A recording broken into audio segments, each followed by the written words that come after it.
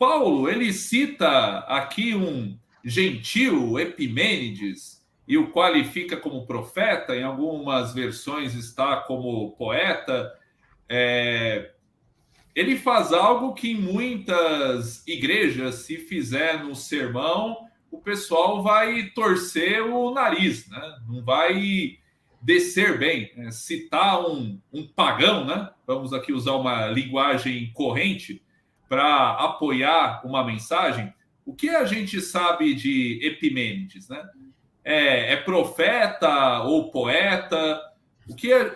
Qual é a intenção aí de Paulo a se referir a ele, para endossar a sua mensagem? Júlio, você sabe que o apóstolo São Paulo ele tem uma formação muito completa, muito integral. Paulo também era filósofo. Então, pouca gente poderia chegar diante do Areópago em Atenas e conversar com os filósofos gregos como fazia o apóstolo Paulo. E, naturalmente, para interagir com essas pessoas, nada melhor do que você aproveitar aquilo da própria cultura das pessoas. Então, quando Paulo chega em vários ambientes, ele não menospreza a cultura daquele lugar e os pensadores daquele lugar. E é interessante que, ao citar, Paulo evita o confronto.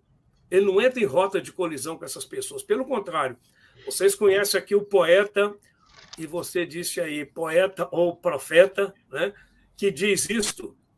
E Paulo não desqualifica a pessoa, Paulo trata da ideia. Aliás, como é que a gente tem dificuldade de fazer isso hoje? A gente costuma atacar a pessoa e largar a ideia, quando a gente deveria, nos nossos debates, discutir as ideias e respeitar as pessoas. Há uma expressão que eu sei que choca muito a alguns. Me lembro de um professor nosso de Campinas que ele costumava dizer que a verdade pode ser verdade na boca do demônio. E ele disse algumas verdades. E a mentira pode ser mentira até na boca de um anjo. Então, o que Paulo faz é aproveitar a cultura da época para valorizar o pensamento de alguém, mas a intenção, penso eu, que era muito mais de criar uma identificação com seus leitores, com seus ouvintes, dialogando com a cultura, com o pensamento daquela comunidade, daquela região, para conquistá-los para ouvir a sua mensagem. Então, acho que até hoje nós precisamos aprender muito a dialogar até com pensamentos diferentes. A gente cresce exatamente no meio dessa diversidade de opiniões e precisamos, quando temos um pensamento da qual discordamos, expressar a nossa discordância. Mas Paulo endossa, e eu digo que ele usaria aquilo como se fosse uma ilustração. Às vezes, nos sermões, os pastores ou os pregadores citam um grande clássico da literatura, uma grande obra poética, algum pensamento que é interessante, ou alguma coisa da cidade onde está. Então, se você sai aqui do Sudeste, onde nós estamos, e vai ao Nordeste, talvez você se identificar com o pensamento de lá, ou se você está em outro país, nada melhor do que conhecer um pouco a cultura daquele país para usar daquela cultura para apresentar a mensagem do Evangelho.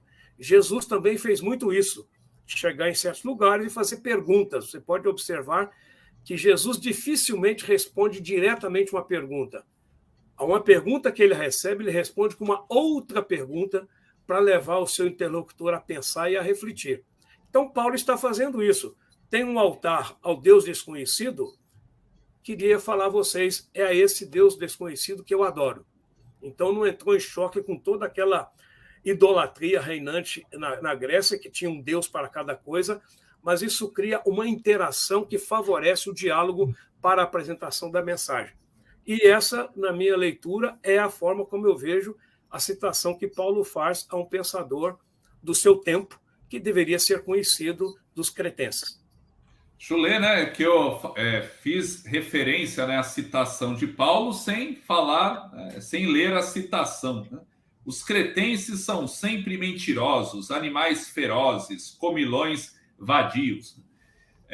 Você falou, né, das citações, né? Eu, na Igreja Presbiteriana de Vila Prudente, eu fui eu e o José Roberto, né, nós tivemos como pastor o reverendo Humberto Lima de Aragão Filho, né? Ele sempre fazia alusão a poetas, filósofos, nas homilias, né, que ele proferia.